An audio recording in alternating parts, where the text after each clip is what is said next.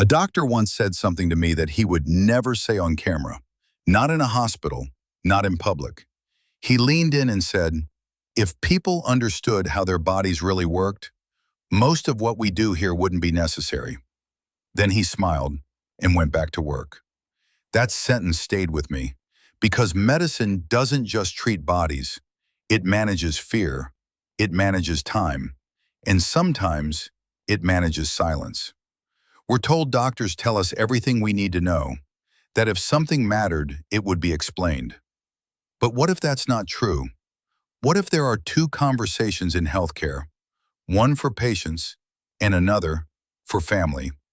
Today we're talking about the things doctors warn about in private, but almost never say out loud.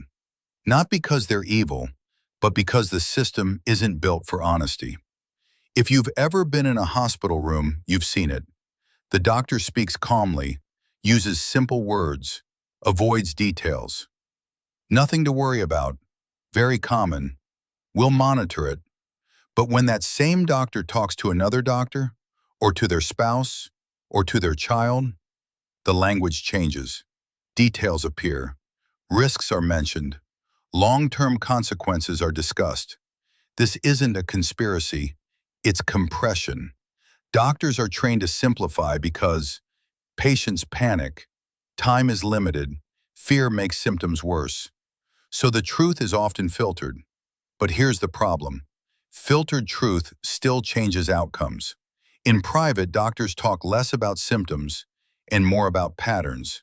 They worry about chronic stress destroying the immune system, lifestyle slowly doing more damage than disease, patients treating medicine like magic instead of support. Many doctors will admit, off the record, that by the time people show up at hospitals, the real damage has already happened. Not suddenly, but quietly, over years. From poor sleep, constant inflammation, ignoring early signals, waiting until pain forces action. But saying that publicly creates a problem, because it sounds like blame. So instead, the message becomes, take this, do that, come back if it gets worse. Here's the uncomfortable truth. Healthcare systems are built for treatment, not education. Doctors don't have time to explain everything, space to unpack root causes, permission to challenge lifestyles deeply. If a doctor tells you, this problem started 10 years ago with your habits, you might feel judged, or angry, or defensive. And defensive patients don't listen. So the system chooses compliance over understanding. Not because doctors don't care, but because the system rewards efficiency, not depth. Doctors privately say this all the time. The most dangerous patient is not the sick one. It's the unquestioning one. The patient who never asks why, never asks alternatives, never asks long-term effects.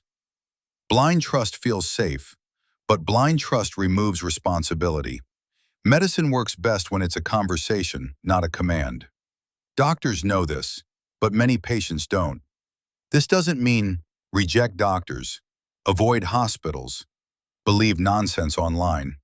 It means participate. Ask, what's causing this? What happens if I don't change anything? What can I do outside medication? Doctors respect informed patients, even if the system doesn't encourage them. And here's the irony. Doctors themselves often live differently than the advice they give under pressure. Not because they're hypocrites, but because they understand context. That doctor who spoke to me privately, before walking away, he said one more thing. Hospitals are great at saving lives, but terrible at teaching people how not to need us. That's not an attack on medicine. It's a warning. Your health doesn't collapse overnight, and it doesn't heal overnight either. The real work happens long before the hospital visit, and the people who understand that earliest are usually the ones wearing the white coats. If this made you think differently, there's more the system never explains properly. Stay curious and stay involved.